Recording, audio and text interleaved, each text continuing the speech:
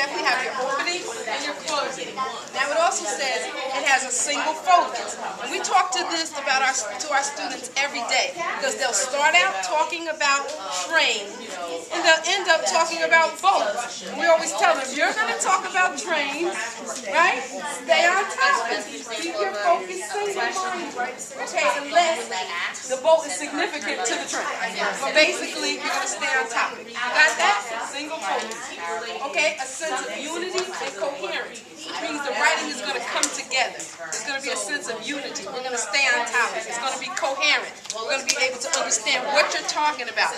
We're not going to just be rambling on, okay, in our writing. You find that sometimes, right? You're making a point that you're overlooking. It is action too, right? Because something's going on, you want to know what's going to happen. It's dialogue, because Karen is asking a question to Mama. And it's a question. So all three of those, it hooks the reader. It really wants you, really grabs you and makes you want to figure out what's going to happen next. Okay? So I'm not going to go on and read the other ones. You guys can read those and use them if you need to. Okay? I want you to tell me about how you want yours to start. Okay? We talked about an action, we talked about dialogue, we talked about a question, we talked about a sound, we talked about setting up the setting, or the characters, all these different ways that you can start yours. Something else to keep in mind is you want to start your story as close to the main event as possible. Okay? Whatever it is, you want to start telling as close to the big event. So I want to talk and tell you, yes, I want to introduce what's happening, but I want it to be as close to when this big deal happens. It gets sprayed by the sun. Okay? I did I'll put it up and then you can tell me which one I chose to use, which bold beginning or which hook strategy I used.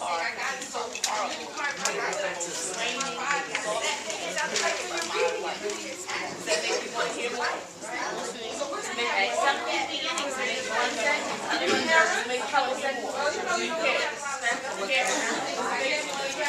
try to think about how your story starts. I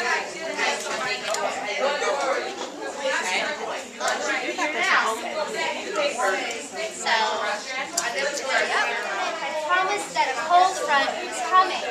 I needed cool now. It was summer and it was hot and I was cranky. Andy, our dog, howled. He was at the screen door. He wasn't waiting for me. He needed to go out. This is the last thing that I wanted to do. Moving, walking, just made me hot. The dog has to go out. I called to my children.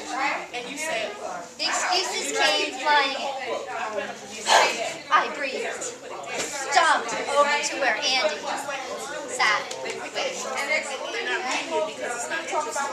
And that happens with anybody. If the sentences are not interesting, the reader's going to say, this is boring, I don't even understand what it is. And they're either not going to read it, not going to focus, or they're not going to care. Same thing with writing. If you write for someone to care about what they're reading, it will make it interesting. And whoever's reading it will say, wow, that person's a great writer. And these rubrics, when the state scores these writing assignments or these writing portions of the test, they really want to be interesting. If they're not, they will give your child a low score. That the opening is one of the most important parts of this story. Because right from the beginning, you want to grab the reader's attention. Correct? And so Mrs. Harrison decided that what I would do is I would do 3 different openings and then let you guys decide which one you think grabs you the most. Okay? And so what I found is that, like what Ms. Weber was saying, you can introduce the character. That's a good way of starting it, right? And I already shared with you what my story is going to be about. So here in this particular opening, I'm introducing the character. So now you tell me what you think about it, even before I write it. I'm just going to get your ideas, okay? Listen what it says. 100 million frowns on his forehead is how I would describe Matthew, especially when he did not get his way after a simple request. The word no would send him into a physical transformation that made the Hulk look mild and docile. side. Whoa, all right. Very Never nice. said it. Bang! Went the car door as Matthew pushed it shut with all his might. "You're still not going," I shouted as he swiftly ran up the steps and into the front door. Wow. What do you think? It's hard. Look, you starting to see it? Yeah. And then the last one, I said establishing the theme or lesson to be learned.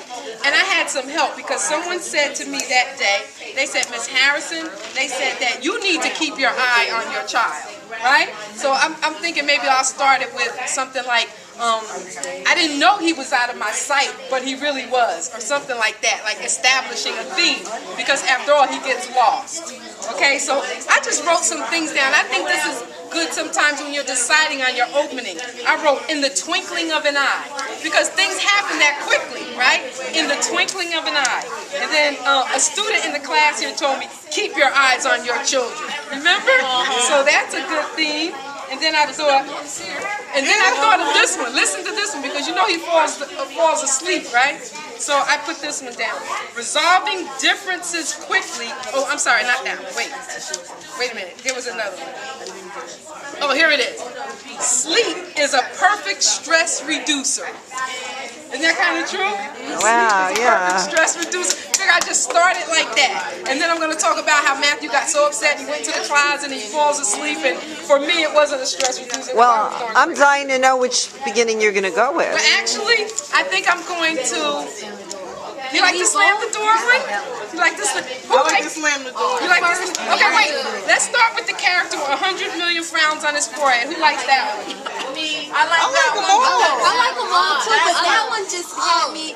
When you read, I'm like, whoa, but what happened to make him So frown. Yeah. Yeah. Okay, but who likes the bang with the car door? You like that? You like them? Wow. Well, actually, lets me know he's I mad. like that because it shows like Some type of conflict. Yeah, you know it. You know it. Something's coming, right? Actually, that is the one I picked. Oh, all right. Way to go, Miss Harrison. If you have your characters talking to each other, or if you can pose a question to the reader, like. I waited in my brother's apartment. My heart was beating fast. I knew that in a few minutes I would be meeting my new furry roommate. Miss Figueroa wrote about her puppy. Sounds you hear. They have a conference going on here.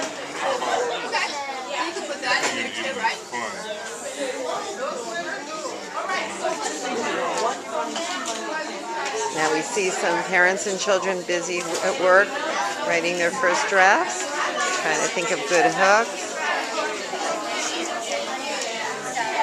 I'm going to do two different ones that you can look at.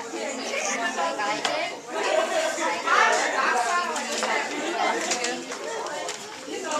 What you want to write about? Let's go. You have to catch up because you have to write one too. Oh yeah, that's not a... Can you get another paper? So look, this is your draft. And these are